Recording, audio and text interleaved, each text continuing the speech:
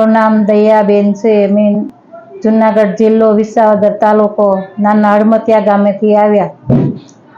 તો મને પગમાં 4 વર્ષ થયા ઘૂંટણમાં દુખાવો બહુ થતો હતો।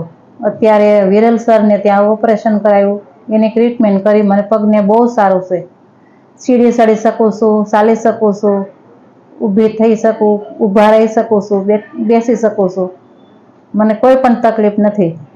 તો મેં વિરલ સરને ત્યાં ઓપરેશન કરાવ્યું, એનું કામ બહુ સારું છે, દવાઓ પણ સારો છે, સ્ટાફ પણ બહુ સારો છે। જે લોકોને પગની તકલીફ હોય તે ત્યાંની મુલાકાત લેજો।